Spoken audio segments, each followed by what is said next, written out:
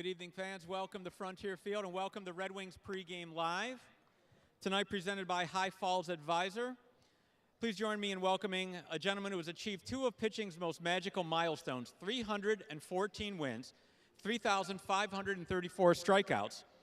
He distracted hitters through an array of rituals on the mound. He was a 20-game winner 5 times with a lifetime 3.10 ERA. With the Giants, he no-hit the Cardinals and the Rays starter, former Red Wing Bob Gibson. He won Cy Young Awards in 1972 with Cleveland, and then again with San Diego in 1978, the first pitcher to win Cy Young Awards in both leagues. He's here tonight presented by High Falls Advisors. Please join us in welcoming Baseball Hall of Famer Gaylord Perry. Thank you, thank you. Welcome to Rochester, Gaylord. Thanks, good to be here. We mentioned your no-hitter against Bob Gibson, who was one of the other top pitchers that season with the Cardinals. September 17th, 1968, you no-hit the Cardinals. The next day, Ray Washburn of St. Louis no-hit the Giants. What do you recall about that very unique back-to-back no-hitter day? I didn't have long to celebrate.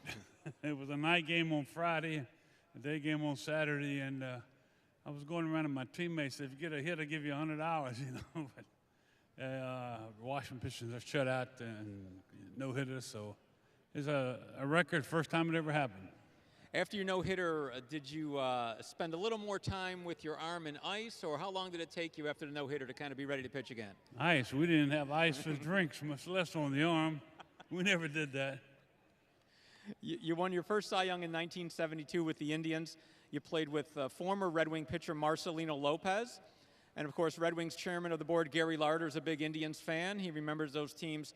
You had a couple of future Yankees as your teammates with the Indians that year, Greg Nettles and Chris Chambliss. What do you recall about playing with those two guys? Well, they were our great corner men, and it was tremendous to have them, and we surely missed them when they left. But they did a great job for the Yankees also.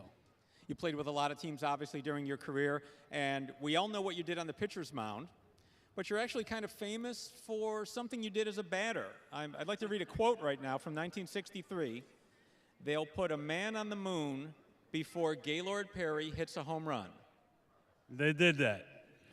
Did you say that, or did Alvin Dark say that? No, I got a writer named Harry Jupiter for the San Francisco Examiner says, hey, Alvin, this Perry kid's going to hit a home run for you. He turned around with a few adjectives and said there'll be a man on the moon before he does. I was pitching in Candlestick against the Dodgers in Clyde Osteen, and we had a moment of silence for the man that landed on the moon.